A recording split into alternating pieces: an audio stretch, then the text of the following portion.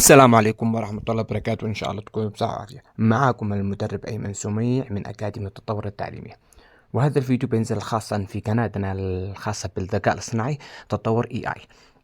وفي هذا الفيديو أنا بشرح لكم الموقع اللي تقدر تصمم منه فيديو عن طريق الذكاء الاصطناعي لمدة دقيقة أو دقيقتين. يعني أغلب المواقع يصمم لك من 8 ثواني إلى 15 ثانية، ولكن في هذا الموقع تقدر تصمم من دقيقة إلى دقيقتين. وقبل أن نبدأ نشرح الموقع خلينا نتكلم على سلبياته. هذا الموقع عنده عدة سلبيات، يعني ما يشبه هذه السلبيات الكبيرة ومش بطالة يعني. فانتوا تشوفوا إذا عجبتكم كملتوا، إذا ما عجبتكمش عادي تقدروا إن انتوا تسيبوا الموقع. السلبية الأولى إنه تقريبا بطيء جدا. الموقع هذا بطيء، مثلا لما يجي ينشئ أول شيء بطيء في تحميل الفيديوهات. ثاني شيء بسبب البطء إنه أول شيء يبدأ ينشئ لنا إيش الصور أو المشاهد اللي بيبدأ يصممها داخل الفيديو، بيصممها كصور. شي تحفظ الصور أنت حفظتن، بعد ما يكمل يصمم الصور يبدأ يصمم لنا الفيديوهات. ركزوا معي، فيديوهات وليس فيديو واحد. فيديوهات كل فيديو مثلا 5 6 7 8، كلها على حسب المقاطع، أحيانا يجينا 7 وأحيانا 10 وأحيانا 5، كلها على حسب المشهد أو حسب البرومبت اللي أنت دخلته. يكمل يصمم لك المقاطع كامل، وكل مقطع عبارة عن 8 ثواني. تمام. في البداية يجيب لك المقطع كامل، يعني فيديو لمدة دقيقة أو دقيقتين بس في كل المشاهد مدموجة. بعدين يخيرك، مثلا انك تقدر تحمل الفيديو كامل مع المشاهد، او انك تقدر تحمل على المشهد اللي يعجبك، المشهد اللي عجبك تحملته والباقي تسيبه. فهذه ثاني عيب اللي ما قلت لكم، انه ايش اول عيب يعني انه بطيء زي ما قلت لكم. ثاني عيب انه ما يصممش فيديو كامل يعني واحد، يصمم لك مشاهد. اذا كتبت برومبت عادي فقدو بيجيب العيد، مثلا لقطه يدي لك في وادي، وثاني شيء في وادي، ثالث في وادي، ما تحس انه في تناسق او في انتقالات طبيعيه. فهذا الشيء يعتبر سلبي. ولكن انت تقدر تخلي ايجابي اذا انك تقدر تصنع مشاهد، او مثلا مشاهد انمي، مشاهد قصص مصوره وكذا، تخلي انه يتكلم الشخصيات مثلا في كل مشهد، او بكل 8 ثواني بيجيب لك كلمه واحده، بعدين المشهد الثاني بيجيب لك حلقه ثانيه، بحيث لما يجي كامل تبان كانه مشاهد وانتقالات يعني. هذا العيب الثاني. العيب الثالث انه يحتوي على علامه مائيه. في طريقه انا مره حملت منه، ف تحمل لي بدون علامه مائيه، ما ادري كيف بالضبط، هل هو من الفيديو نفسه، هو الموقع صمم لي فيديو بدون علامه مائيه، او ان انا حفظتها بطريقه ثانيه. فانا شدي لكم الطريقتين كيف تحفظوا بهذا وهذا، وشوف هل طلعت معكم العلامه المائيه ولا ما طلعت. فما ادري. ما علينا، مع ندورش، خلونا نبدا نشرح. طبعا الرابط بتحصلوه في الوصف يعني مع الفيديو، بنزل لكم مع شرح الفيديو بنزل لكم الرابط معه. وبعد ما تفتح الموقع بيطلع لك اول شيء انك تدخل تسجيل الدخول. طبعا هذا تدخل عن طريق جوجل الايميل، دخلت ايميلك ما في اي مشكله. وبعدين بيفتتح معك بهذا الشكل الموقع الرئيسي، وزي ما تشوفوا الان قدامكم انا رصيدي 0. بعدين بعضهم يقولوا يا استاذ ايمن انت انت صرت تشحن وكذا كذا، وجيت تقول لنا انه بلاش. طبعا ما نزلناش حاجه وكذبنا عليكم فيها، ما نزلنا حاجه لو فعلا اكيد ومضمونه وما نخبيش على حد ولا نستحقركم. فاحنا قد احنا نجيب لكم كل اللي نعرفه. فما في داعي تصيروا لعند فلان فلاني يفعل لكم مسابقه عشان يدي لكم الموقع ولا يستحقركم ولا يشوف نفسه. ابدا، احنا ماشي من هذا النوعيه. احنا الحمد لله ربنا يعني جاب لنا نعمه، وفي الاول والاخير احنا سوينا هذا الاكاديمي تعتبر كمبادره خيريه. بعدين اول ما ندخل هذا الموقع، اول شيء قبل ما تجي تكتب البرومبت هنا في معك خيارين، ركزوا معي. الخيار الاول انك تضغط على هذا وتختار المشهد اللي تجي عندك، الاسلوب اللي تجي انت. شوف هذا كله اسلوبات 2 كي 3 دي، شوف كم لا انا اسف هذا. شوف كم يا مشاهد. اذا مشك فاهم يا عزيزي يا استاذ ايمن ليش بالانجليزي، تضغط على هذا الخيار، عندك حاجه اسمها الترجمه. شوف اللي تحت النماذج، عندك القصص المصوريه اليابانيه ثنائيه الابعاد، عندك تلاقوها بالعربي وبراها السطر الاخير. احلى مثلا انا اشتي نشغل مثلا القصص المصوريه اليابانيه ثنائيه الابعاد. شوف اول ما جيت تضغطه بيتلاني يتحمل لك، بيطلع لك الفيديو النمط، يشوف كيف شكله الثنائي الابعاد، او اخترت انت. اذا عجبك هذا النمط تحدد عليه. فزي ما قلت لكم الان بيجلس عندي كثير. ومن عيوب الموقع هذا او انه ايش، انه يجلس يتاخر الراسل. زي ما قلت لكم انه من جاء تجربوا خارج اليمن. شوف انتوا رجع جربوا خارج اليمن وشوفوا، او اللي معه 4G يبدا يستخدمه بال4G او من خارج اليمن، يمكن قد يكون سريع وانا ما عندنا. شوف هذا الموقع عجبني بهذا النمط. يعني عجبني أنا هذا النمط لأنه أنا معي مشاهد وأكشن وكذا، فأنا هذا النمط عجبني جدا. فأنا إيش اللي أسوي؟ أفعل جرب هذا، أو بالإنجليزي تراي ذس.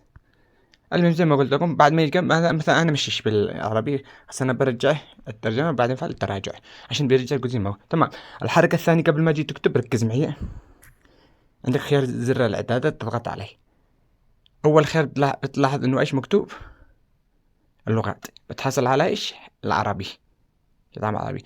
أحيانا يشتغل معك هذا زي ما قلت لكم الآن تقدر تحدد على دقيقة أو دقيقتين أو تخلي أودو، وأحيانا هذا ما يشتغلش، ولكنه بيصمم دقيقة إلى دقيقتين تلقائي من نفسه. زي ما قلت لكم عبارة عن مجموعة يصمم من 8 ثواني بعدين يدمجن، بعدين تحدد هو يكون بالطول أو بالعرض. مثلا هالشي بالعرض. تمام. بعد ما أكمل خدة الخيارات نضغط على الإكس بهذا الشكل، بعدين نجي نضغط على علامة زر هذا حق الفيديو الإنشاء ويبدأ ينشأ لنا الفيديو بهذا الشكل. بس ما رضيش ليش؟ لان احنا ما دخلناش اساسا البرومبت، يعني المعذره منكم. فانا جهز برومبت في محادثه وفيها بطل والبطل اسمه ايمن والخصم غامض. فطبعا انا قد جربت هذا البرومبت وصمم لي 3D كان حجمه كبير. قال لي شي شوفوا قولوا لي رسله ولا نشوف التفاعلات ولا كذا، وانا برجع ارسله واوريكم. صممتها طبعا بشخصيه 3D عرفوا 3D والانيميشن هذا اللي تحريك وهذا 3D يعني فعليا. يعني حلو مش بطل، بس في شويه يعني ما في انسجام في المشاهد، ولكن لان شي تشوفوا بوريكم. عشان كذا انا كنت بدات اجرب ايش اللي هو دودي. شوف هلا ايش النماذج اللي نجي تشوف. تمام فيها محادثة وكلام عربي وتمام. وطبعا الشرير خراها بنت، ما انا قلت ما ينفعش ان انا امد يدي على بنات. اخر دي تقع الشريرة بنت وامد عليه. المهم ما عليه ما بندورش، خلينا نبدا نشأ. بعدين الان جابركم هو بينشأ، يعني لو شغلنا مخنا شوي ان احنا الحين قد كملنا. المهم زي ما قلت لكم جربتها اكثر من مره ولحتى الان ما في اي مشكله وما قد طلبش مني ان انا ادفع وانه قال لي خلاص انتهت الفتره المحدوده. لا حتى الان ابدا لا. زي ما قلت لكم الان شوف قدامكم رصيد والله العظيم انه صفر، كلكم بيطلع لكم هذا الشيء. المهم الان شوف ايش جاري بدء انجاز. اول ما يكمل هذا الشيء شوف عندكم فيه بدء. الان معكم السطر الثاني، اول ما يوصل لنصه بيبدا يصمم لك الصور. هذا طبعا عباره عن تعليمات، الحين تطلع عندكم والحين ما تطلعش. يطلع لنا تعليمات كثير اللي يعجبك مثلا تغطى مثلا كيف تكتب الوصف كذا كذا. انت رجعت ترجمها بالعربي بتعرف. تمام. بعد ما يكمل الان يمشي للنص هنا بيبدا يبدا يصمم لك الصور. الصورة اللي تعجبك تضغط عليها مطول فلتلاقيش تنزل هذه الصورة أو تحمل الصورة. فالآن شوف المشكلة ده إنه يتأخر. أنت زي ما قلت لكم أنتم جربوا وشوفوا قولوا لي هل بيتأخر فعلا هكذا عند الكل ولا أنا عندي فقط أو على حسب سرعة الإنترنت، والله أعلم. فخلي بس لما يبدأ يطلع صور أو اللي يكمل وبرجع لكم. زي ما تشوفوا الآن شوف بدأ يصمم الصور. هذه الشخصية اللي هو تقريبا بيتحصلها البطل. طبعا أنا ما طلمش هذا النمط الثريدي هذا، وهذا تقريبا يا الله واحنا والشريرة دائما الشرير يجيبوا لي بنت ليش. اخر دي انا مدتي على بنات نفس الفيديو اللي شفته الاول. انا بس المشكله الغلط مني انا لاني ما حطيت في البرومبت انه الشخصيه الغامضه او الشرير الغامض يكون رجل او ذكر. بس يلا ما عليه، في القول والاخرين انتم تستفيدوا. الان بدا يكمل يصمم صور تقريبا مع فعلنا البيوت وكذا. صمم لي الشخصيتين الاساسيه اللي هو البطل اللي هو ايمن. لا تحرجوني يعني، واللي هي الشريره انثى. المهم هذه الشخصيتين. بعدين بيبدا ايش يصمم الفيديو. اول ما قد احنا وصلنا عند خطوات الفيديو برجع لكم عشان الفيديو ما يطولش. ولاحظ قبل ما اغلق تقدر تضغط على مطول زي ما قلت لكم وتحمل الصورة اذا عجبتك. تضغط مطول تحمل الصورة ويلا وخلونا برجع لكم بعد ما يكمل.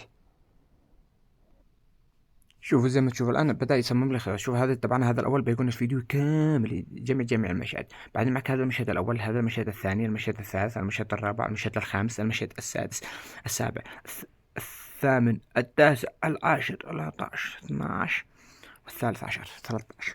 ما شاء الله صاد عنا بكم يا مشاهد. هذا شكل الفيديو بيكون طويل مرة، يعني تحميله يعني بسحب عليه النت كله. الان ما علينا. شوف الان بيبدا يصمم لي فيديو. اول ما قلت له فيديو جاهز المشهد الجاهز بيفتتح لي هنا ويذكر التشغيل. حتى لو شغلته بيجي تستريح يقول لك جاري تحميل لما يفتح. يعني زي ما قلت لكم هي ما هو بطيء يا اما النت عندي انا بطيء. انتم جربوا وقلتوا لي. الان يتمش تصميم المشاهد. طبعا من ناحيه الصور ما قد صمم صورة غير هؤلاء الثنتين. طبعا في حاجات برومبت ثاني صمم لي حاجات كثيرة، مثلا صورة الحراثة، صورة الرجال، صورة كذا صورة كذا، على حسب البرومبت اللي أضفته. بس البرومبت إني قلت فيها مشاهد وبطل ويقضي على شرير وفي أكشن ومحادثة، المفروض يصمموا للبيوت والخراب والهذا، بس ما صمموا ليه، باقي يضيفون في الفيديو. ولكن صمموا لنا الشخصيات الرئيسية، البطل والشرير، شريره يعني، أنا آسف. شوف هذا أول، زي ما أقول لك، أول مشهد تجهز. طبعا ما يجهزوا بالترتيب وعلى حسب. شوف المشهد الثالث بس الثاني عادوا. طبعا أنا ما طلبت هذا المشهد، لكن ما نشتري قبل ما حصل. شوف المشهد الثاني بدأ يجهز، هذا الثالث. شوف حتى لما يشغله يبدأ يعلق شوي. اشتغل هذا. طبعا العالم المائي ظهرته موجودة، العالم المائي حق موفي فلو حق الموقع.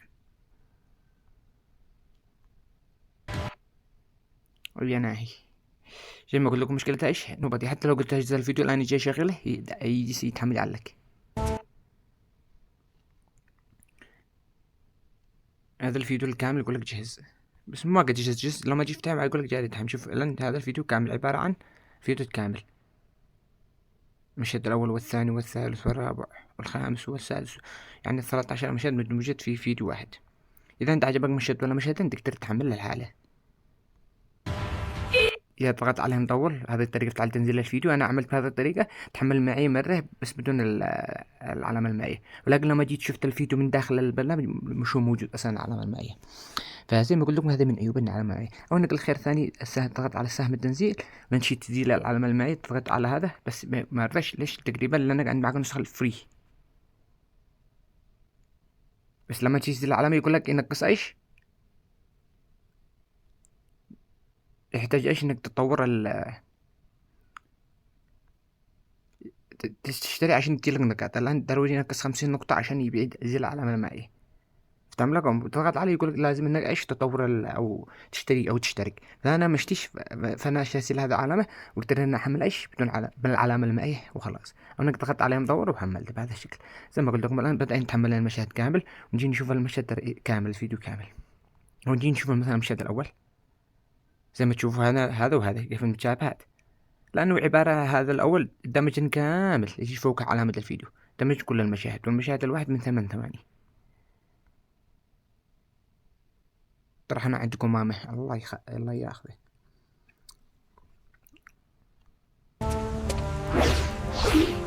لن أسمح لك بإيقافنا، استعد. طبعا أنا ما طلبت منه إنه يحط لي وزدت حذرته، قلت له إنه لا يحط لي الكتابة في الفيديو، بس مدري كيف حطها.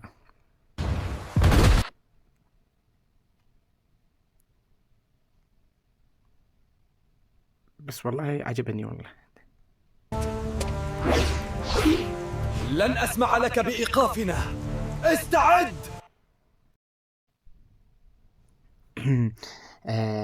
زي ما أقول لكم أنا، أشوف هذا المقطع اللي بعده. طبعا عاد تشوفوا ليش صوتك يقتطع فجأة، لأنه انتهت الذاكرة وقطع التسجيل، فبدأت أسجل أكمل الباقي. يعني بدأت أكمل من حيث ما وصلنا. زي ما قلت لكم الآن، بس عيب الموقع إنه إيش بطيء. حتى لو فتحت الفيديو تحمل، حتى لو جيت فعلت له تنزيل تقريبا ما يتنزلش إلا لما يكمل يتحمل. شوف الآن يقول جاري تنزيل. شوف هذا الفيديو الأول حجمه 58 ميجا، أوف هذا 139 ميجا، يعني تقريبا فوق يعلم الله كم دقائق. هذا يقول لكم 3D الفعلي، وهذا اللي حتى حق الآن ما بصمم ما بحمل الانشاء، لأنه الفيديو قدم تشوفوا قدامكم. أنا يعني ما يحتاج نحمله عشان النت يلا يكفي عشان أقدر أرسل لكم الشروحات وهذه الحاجات. فأنتوا تقدروا تشوفوه من هنا وخلاص. شوفوا زي ما شفتوا، أنتوا تقدروا تحملوا الفيديو براحتكم، بس أنا ما بحمله. بس الفكرة إن أنا أوصل لكم كيف إن أنا صممت الفيديو.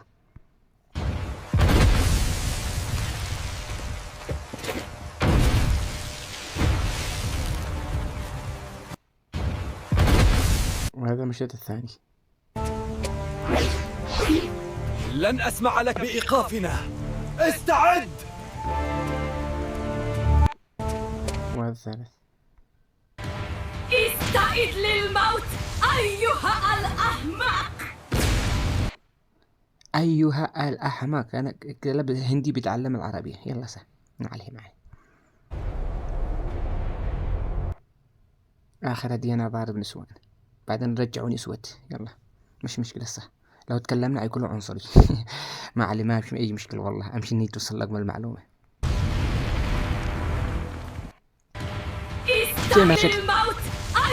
انتوا كمل الفيديو تحملكم عشان ما بطولش اكثر، وكملتوا حملتوا زي ما تشوفوا يجي لعند التنزيلات. زي ما قلت لكم تحملوا بهذه الطريقة، يا ما تضغطوا مطور وفعلوا تنزيل الفيديو بيتنزل معكم بدون اي مشكلة. هذا كان شرحنا لليوم.